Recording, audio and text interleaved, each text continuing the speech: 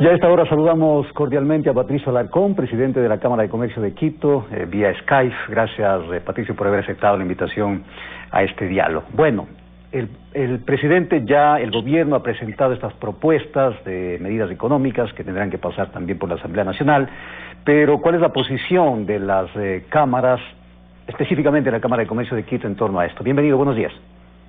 Buenos días, Fernando. Un cordial saludo a la audiencia de Telegram. Mire, pensamos en este momento que no es adecuado, que no es sensato pedirle al empresario o al ciudadano una contribución. Esto termina finalmente siendo un nuevo impuesto. El problema es que sí, hay empresas definitivamente que generaron más de $1 millón de utilidad el año pasado, pero eso no significa que esa utilidad o ese dinero en este momento esté en la caja de las empresas. Las empresas no cuentan con ese dinero. La gran mayoría de empresas están complicadas. Alrededor del 80% del aparato productivo no ha vendido desde el mes de marzo. Están con problemas para pagar las utilidades de los trabajadores. En muchos de los casos, porque el SRI no está dando ventajas a la gran mayoría de empresas, en muchos de los casos tienen que ponerse al día con el servicio de rentas internas. Hay que cumplir con los aportes de los trabajadores al Instituto Ecuatoriano de Seguridad Social. Hay que tratar de cumplir con proveedores. Hay que tratar de mantener las operaciones a flote y lo más importante, hay que tratar de pagar los roles de pago.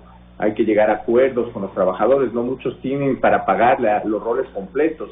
Hay acuerdos de jornadas, de reducción de jornadas, acuerdos transaccionales suspendiendo las actividades. Se llega a acuerdos de licencias no remuneradas. Entonces, ¿cómo usted le va a pedir a una empresa que haga un aporte adicional? Fuera de que acabamos de pagar o acabamos de declarar en muchos casos, y muchas empresas no han podido cumplir con el impuesto a la venta, el impuesto que recién fue creado o que recién pasaron por la Asamblea en diciembre. Entonces, si las empresas ya no tienen dinero, tienen que cumplir con muchas obligaciones, tienen que cumplir con tratar de preservar la estructura laboral, ¿cómo le va a pedir una contribución adicional? Pues usted no puede matar a la gallina que le da los huevos de oro. 9 de cada 10 empleos lo genera el sector productivo. Pero tienen que tratar de mantenerlo, señor. Frente a esta situación, Patricio, ¿cuál es la alternativa? Porque la idea, o por lo menos el espíritu de esta contribución, que no solamente es a las empresas, sino también a los trabajadores, es, por un lado, tratar de paliar la situación de emergencia que estamos viviendo, y por otro, rescatar a las pequeñas y medianas empresas que están de alguna manera también golpeadas por esta situación. Entonces, si es que esta no es la alternativa, ¿por dónde debería ser el camino, Patricio? Ya, primero, tampoco deberían quitarle dinero al trabajador en este momento, porque muchos trabajadores ni siquiera van a poder estabilizar su salario. Las personas naturales no van a ganar lo mismo que el año pasado, y lo que necesita la economía es que se genere consumo. Entonces, que se cobran contribuciones que deberían ir al mercado, no para que las maneje un fideicomiso, para ver cómo se reparte ese dinero. Señor, ¿cuál es la alternativa? Bueno, todos tenemos que hacer un sacrificio. El Estado tiene que hacer un sacrificio que no es menor, definiendo con qué estructura se va a quedar, cuál va a ser la carga burocrática adecuada por la situación que estamos pagando. Ya no va a haber cómo endeudarse para seguir manteniendo un gasto corriente de 9.000 millones solo en sueldos. Tenemos que seguir adelante con una renegociación de la deuda externa para tener más liquidez. No podemos seguir pagando los intereses que pagamos y las cuotas que pagamos este año. Sería ilógico. Debemos trabajar en la focalización de los subsidios paralelamente. Debemos trabajar en un fast track para poder delegar a la administración privada la administración de las empresas públicas. Debemos cerrar o entregar por el valor de sus pasivos las empresas públicas que no funcionan, señor. No puede mantener una aerolínea con pérdidas, una empresa de ferrocarriles con pérdidas, no puede mantener un gran aparato burocrático para mantener canales del Estado, canales de televisión del Estado, radios del Estado. En general, no hay cómo mantener a tanto viceministro, subsecretario, choferes, guardaespaldas, pero más allá de eso, hay que utilizar bien los fondos que llegan de los multilaterales, porque no es tan fácil como decir, claro, ustedes, señores empresarios, preocúpense por el sector privado, preocúpense por el ciudadano. y nosotros usamos el dinero de las multilaterales para mantener el gasto público. No, señor, se debe crear un fondo de salvataje para que esos 1.100 millones de dólares que no los tiene el sector privado en este momento, vengan del apoyo de afuera, creando este fondo, fondeando a las cooperativas, fondeando a la banca pública, fondeando a la banca privada para que puedan trasladar estos préstamos a las operaciones, a las empresas, para que puedan sobrevivir durante unos meses. Ahora, paralelamente, sí, dando ventajas en el SRI, dando ventajas en el IES, viendo cómo se difieren los pagos. Pero además de eso, ojo, mire, hay que trabajar con los fideicomisos que se han creado, los comités privados. ¿Para qué? Para ver cómo también seguimos uniendo esfuerzos. La solidaridad es importante, nadie ha dicho que no, todos tenemos que seguir trabajando en ese sentido, pero tiene que ser voluntaria y tiene que venir de la gente que puede hacerlo, señor. Es decir, en este momento esta contribución, entre comillas, que hay algunos que han dicho es una situación impositiva más que una contribución, no cabría, porque también hay otras ideas. Como lo que sucedió por ejemplo, en el 2016 a propósito del terremoto, de subir temporalmente el IVA en 2 puntos. ¿Esto podría ser una alternativa por ese lado también? ¿Se podría ir o no?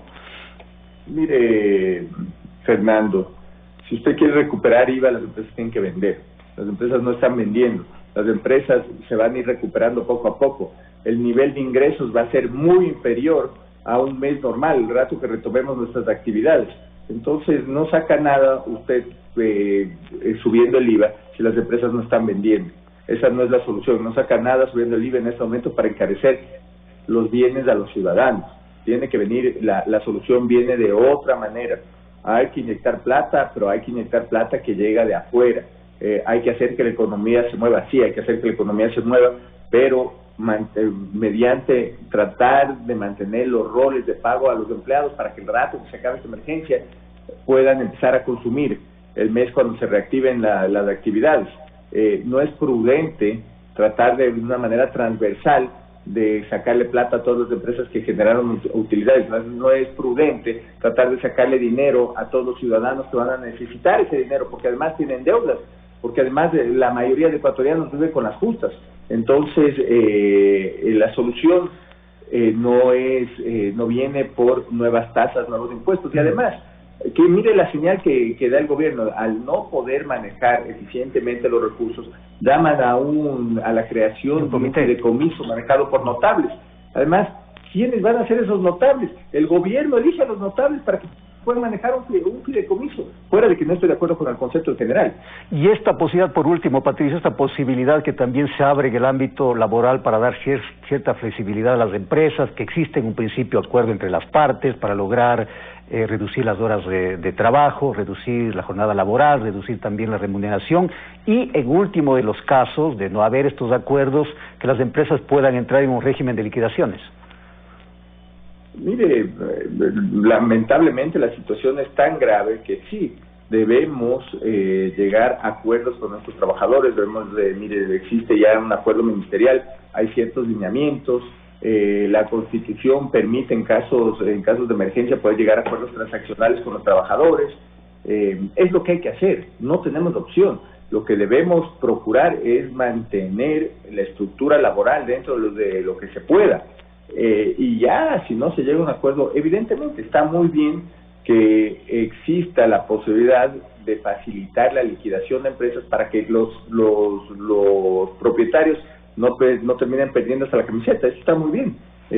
Evidentemente ya han habido acuerdos en el Consejo Salarial para eliminar la contratación eventual, para cambiar las jornadas, para trabajar más horas durante menos días o trabajar también el sábado para poder mejorar la producción de ciertas empresas, la eliminación del cálculo de la jubilación patronal, algo necesario, los periodos de prueba, extenderlos, algo necesario. Todo eso va a ayudar a contratar en el futuro. Pero sí hay que llegar a acuerdos. Y las reformas laborales, miren, lamentablemente se las plantea ya durante una crisis nunca antes vivida en el Ecuador, mientras tuvieron tiempo para haberla planteado durante los últimos 3 años. Gracias. Gracias, Patricio. Patricio Alarcón, presidente de la Cámara de Comercio de Quito. Gracias por habernos acompañado. Hacemos una pausa y tendremos más para ustedes. No se vayan.